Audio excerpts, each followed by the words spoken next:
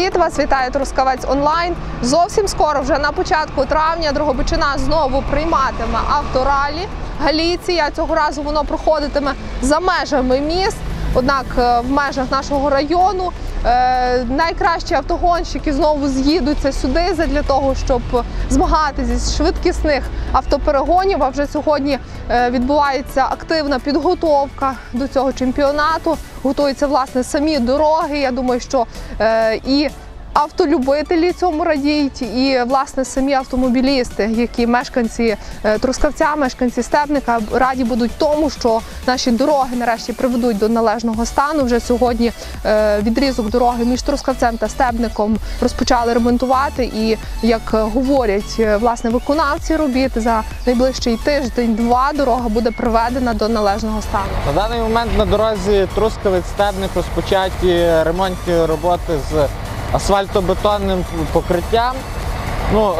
Кошти виділені з експлуатаційних. Так як дорога є на утриманні облдержадміністрації, тут капітального ремонту не було заплановано, але в зв'язку з тим, що стан дороги був жахливим, з експлуатаційних коштів з утримання доріг виділяють кошти на поточний середній ремонт. Тобто асфальтобетонне покриття буде приблизно шаром 5-6 см, в залежності від місцевості. Тобто вся дорога зрізається, завтра привозимо асфальтоукладчик і кілометр 400 закриваємо повністю новим асфальтобетонним покриттям 5-6 см. Бо тут немає виділених коштів на капітальний ремонт. Тобто капітальний ремонт це йде вирівнюючий шар 5-6 см і тоді основний 7 см. Але так як в зв'язку, що в державі напружений час, то з експлуатаційних хоча б таким чином закрити цю дорогу.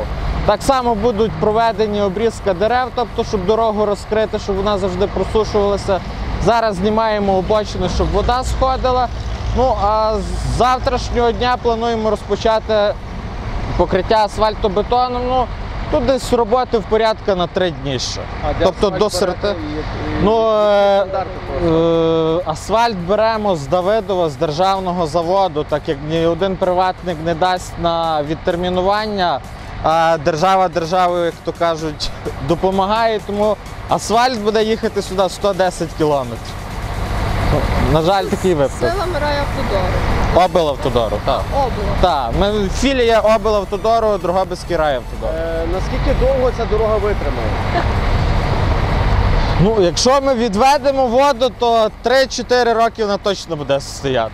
Тобто ми обрізаємо дерева для того, щоб дорога завжди сонцем просушувалася, не була в тіні, знімаємо узбіччя, сьогодні Т-150, щоб важче зірвати, завтра піде грейдер далі відкине, щоб було, як то кажуть, уклін для того, щоб вода не стояла тут на місці. Ми дуже раді, що Дрогобичина представляє Україну на міжнародному рівні, що приїде дуже багато спортсменів з-за кордону. Це грандіозне для держави спортивний захід. І також дякуємо всім, хто долучився, особливо голові ЛОДА, який сприяє популяризації не тільки спорту, але й допомагає по відновленню доріг. Долучилися і міський голова Трускавця, і багато хто долучився. Траса буде цього року дуже велика, це майже 150 бойових кілометрів. Вона буде проходити за межами Трускавця.